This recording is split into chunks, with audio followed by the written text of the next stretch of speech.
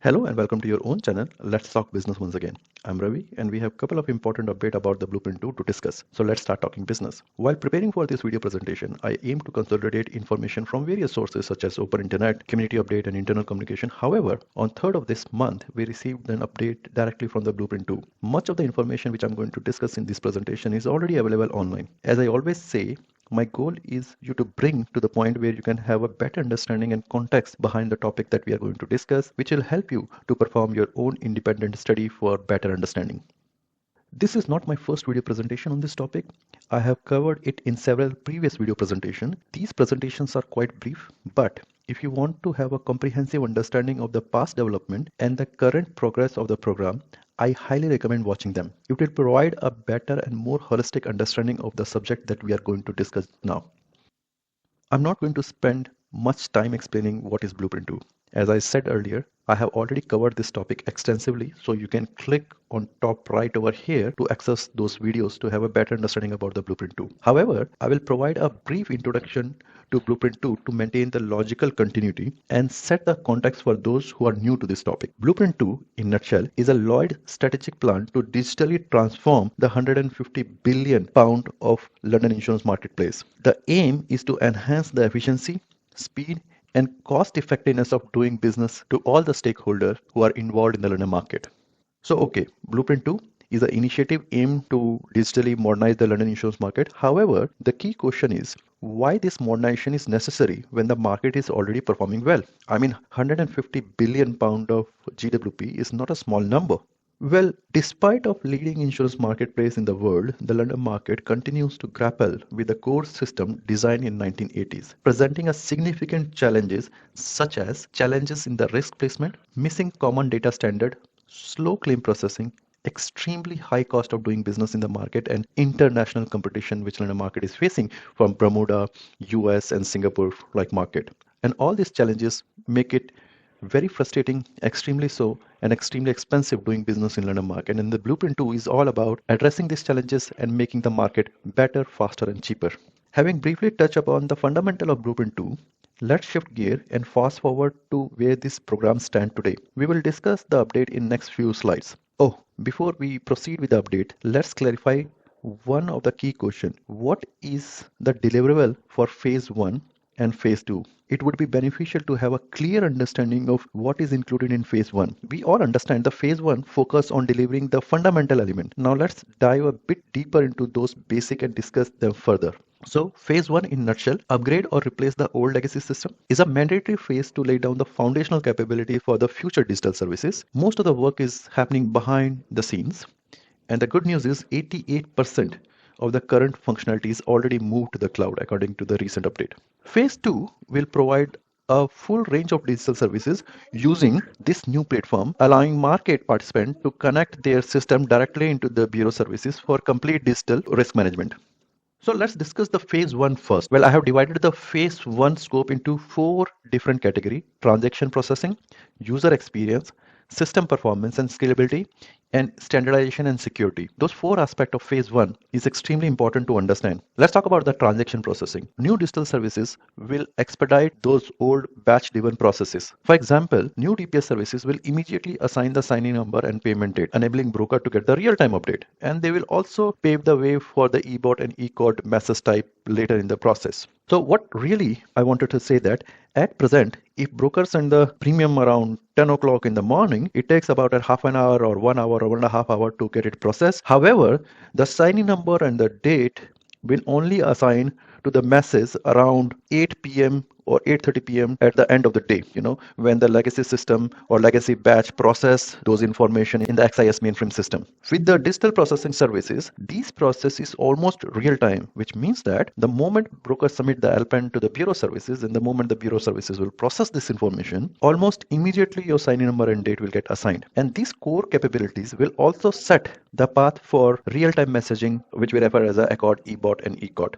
So the next topic is user experience. So new digital processing will make the whole user experience very simple and unified across all the systems. I mean, currently, for example, processing a claim required a multiple portal access, right?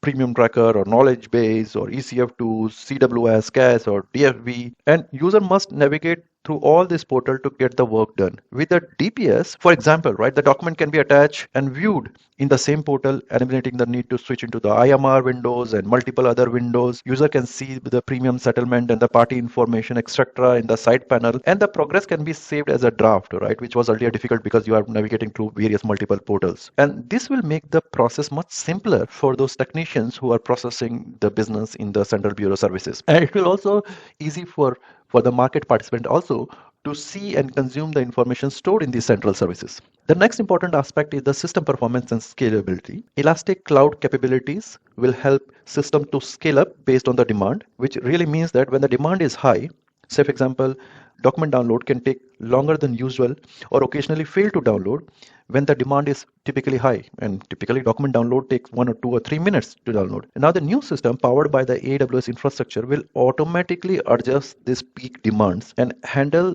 the compute capability accordingly so that it can maintain the consistent system performance irrespective of demand throughout the day. Very important feature which help to maintain the system performance and scalability for better user experience and better business transactions. The next topic is, which is again as a part of the phase one, what we are trying to achieve in phase one is a standardization and security. Now in DPS, the application used the standard event-driven pattern and the REST APIs, which enhance the security and operational resilience, right? And then the encryption of the data while the data is moving or while the data is rest within the database is also over there, which will make the system very robust in terms of the security, in terms of achieving the standardization. If I put all these things in the perspective, right, at this moment, receiving a message involved using a multiple outdated software and system, making the process both complicated and risky. Now, DPS employs a modern method of seamlessly connect all the application. Currently, the critical business transaction depend on few major application, which poses a significant risk if hacked, potentially compromising the entire network. If one system being hacked, possibly the entire network will be hacked. DPS mitigate this risk by dividing the application into the smaller part, ensuring that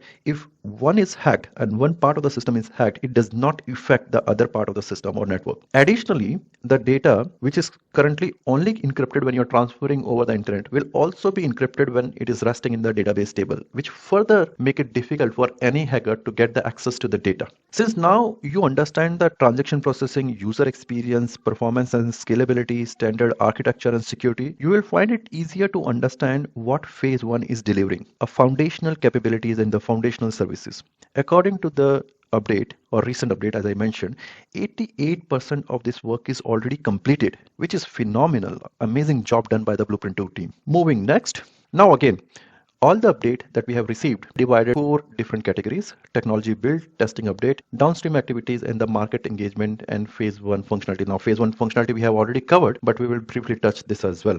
From the build point of view, it is again very complex and interdependent across multiple systems. The good thing is 3 out of 13 products is already delivered. I'm not very sure personally that what are those 3 products that delivered, but it sounds exciting that the things are moving in the right directions, and 5 or more are expected to be finished within the February month or the March month. Whereas there are some challenges when it comes to the proportionality and loss and the data related things. We will discuss about it. So fundamentally what is happening in the build, right? The build is quite complex, as we already know, and depend on the various products working together. According to the current plan, the Blueprint 2 team likely need to use all the backup contingency timing to complete the build work within the first quarter. They have completed, as I mentioned, they have completed 3 products out of 13 products. I don't know about the 3 products. I'll get a better idea and I'll post something about it very soon about these 3 products. But build for essential services including IPOS, ICOS, settlements, proportional treaty, and reachback services is expected to be completed within February. And the development of large and integrated data for MI is expected to complete by the end of March. Even though the plan is mostly on track, 4 issues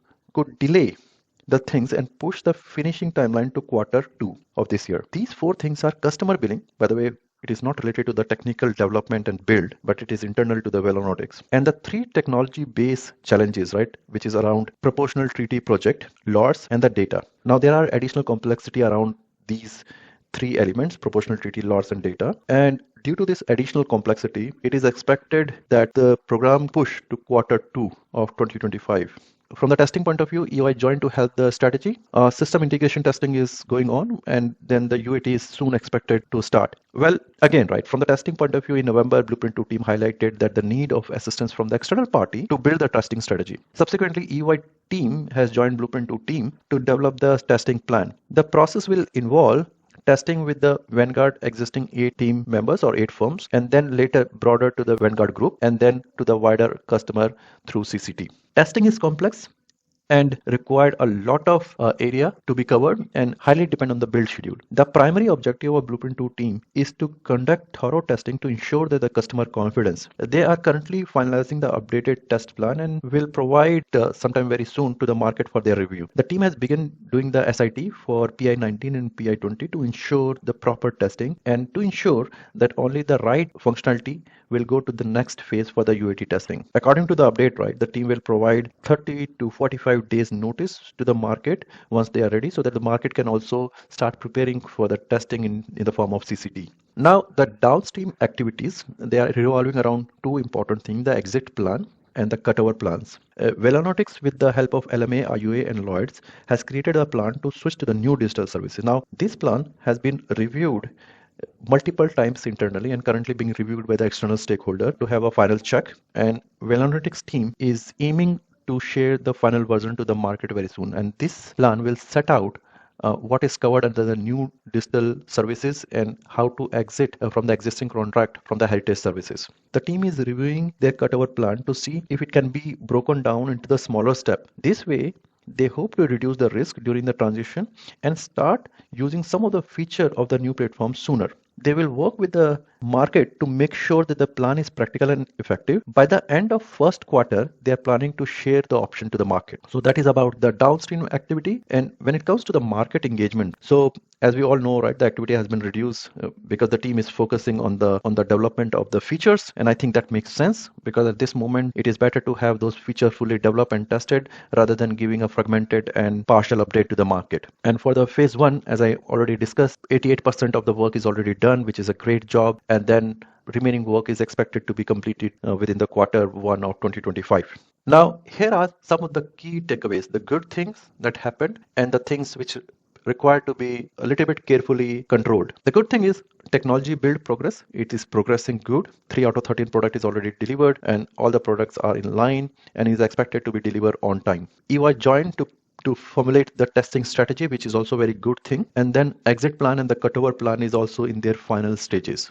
Right, and especially on the cutover plan, they are trying to break the plan into multiple small steps to control the risk and to get the early advantage of the services. Whereas on the other side, there are some challenges. We discussed about those challenges already in the previous slide. But again, right, the customer billing, which is kind of like an internal to Velonautics, but still some work required to be done over here. The remaining three things, proportionality, loss, and data, they are all technology component. And due to the additional complexity around these two, proportionality and loss, it required some careful consideration and careful development to meet the deadlines, else these things may potentially move the timeline to the Q2. Our data, of course, data makes sense when data from all the systems come together and provide a clear picture. So data will follow once all the technology component are in place and giving the right output. Then only it makes data stream to deliver its final output or capabilities. So these are a couple of the bright thing and the things where we still have a little bit risk. Well, that's all from today's video presentation. I hope you have got a clear understanding about where we stand in the Blueprint 2.